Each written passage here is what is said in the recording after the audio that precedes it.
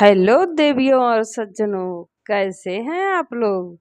आशा है स्वस्थ होंगे और पढ़ने लिखने में मस्त होंगे, कुछ शरारत में भी व्यस्त होंगे।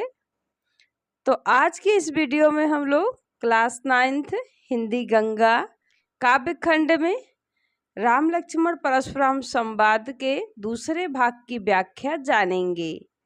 तो स्टूडेंट्स, अभी पहले भाग में आप लोगों ने परशुराम के बहुत सरल स्वभाव के बारे में जाना, आशीर्वादात्मक रूप के दर्शन किए।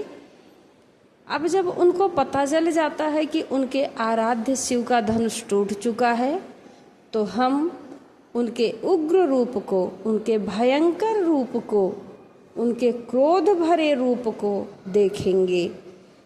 जिस स्वभाव के बारे में पूरा संसार उनको जानता है, भयंकर क्रोध वाला, उस स्वभाव का दर्शन हम इस भाग में करेंगे। समाचार कहि जनक सुनाए, जेहि कारण महीप सब आए। राजा जनक ने मुनि परशुराम को वह सारा समाचार, कौन सा समाचार? सीता स्वयंवर का वृतांत सुनाया, जिसके कारण पृथ्वी के सभी राजा वहां एकत्रित हुए थे।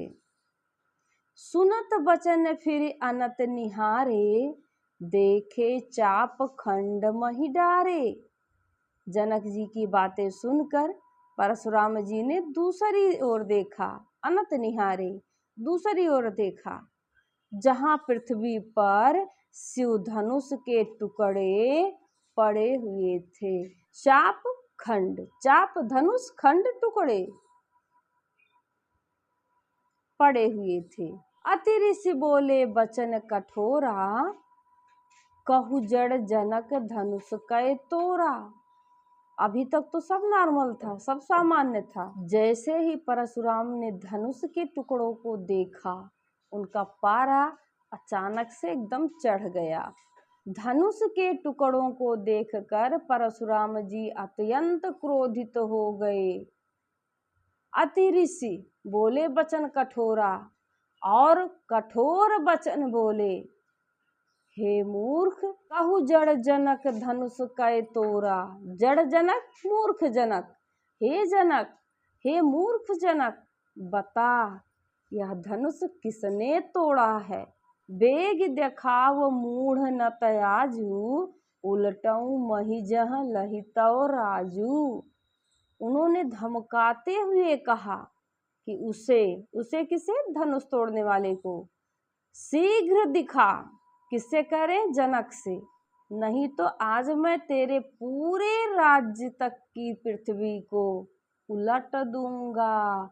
उलटऊ मही जहि लही तव राजू। जहि लही यानी जहां तक तुम्हारे राज्य की धरती है, वहां तक मैं पूरी पृथ्वी पलट दूंगा। थे भाई शक्तिशाली परशुराम, ऐसा नहीं है कि वो हाँक रहे थे, उनके अंदर उतनी शक्ति थी, वो पृथ्वी पलट सकते थे। आगे देखिए क्या होता है।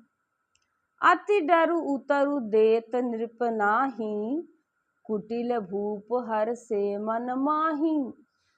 परशुराम जी के इस विकराल क्रोध से राजा जनक इतने डर गए कि वे कोई उत्तर नहीं दे पाए।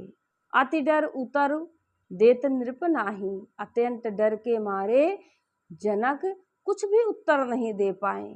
कुटिल भूप हर से मन माही, दूसरी ओर सभा में मौजूद दुष्ट राजा कौन? यहाँ पर जो धनुष तोड़ नहीं पाए, उनके मन में ईर्षा हो गई। तो सभा में मौजूद दुष्ट राजा मन ही मन खुश रहे थे कि अब राम लक्ष्मण को दंड मिलेगा, अब दोनों का नंबर आ गया है। लेकिन देखिए आगे क्या होता है। सुर मुनि नाग नगर नर नारी, सोचहि सकल त्रास उर भारी। सुर देवता, मुनि, नाग और नगर के सभी स्त्री पुरुष, नर नारी सभी स्त्री पुरुष डर के कारण सोचहि सकल त्रास उर भारी, डर के कारण भारी चिंता में डूब गए। और सभी के हृदय में भय व्याप्त हो गया। मन पछताति सिय महतारी, विधि अब संवरी बात बिगाड़ी। संवरी यानी बनी, बिगाड़ी बिगड़ना। महतारी मह, पछताती पछताना। सीता जी की माता, सीता जी की माता का क्या नाम है? सुनैना। सीता जी की माता सुनैना मन ही मन पछताने लगी और सोचने लगी कि विधाता ने अब बनी बनाई बात बिगाड़ दी है। भृगुपति कर सुभाव सुन सीता, अरघ निमेष कलप सम बीता। परशुराम जी के क्रोधी स्वभाव के बारे में सुनकर सीता जी इतनी भयभीत हो गई कि उनके लिए आधा पल भी, आधा पल यानी पलक झपकाने कितना समय, एक कल्प युग के समान बीतने लगा। जितने समय में हम अपनी पलक झपकाते हैं उतना समय सीता जी को बहुत भारी लगने लगा। क्यों? डर के कारण। सभय बिलो के लोग सब, जान जान की भीरु, हृदय न हर्ष विषादु कछु, बोले श्री रघुबीर। सभा के सभी लोगों को डरा हुआ और सीता जी जानकी को भयभीत देखकर, सीता जी यानी जानकी को भयभीत देखकर श्री राम ने अपने हृदय में बिना किसी हर्ष या शोक के शांत भाव से बोलना शुरू किया।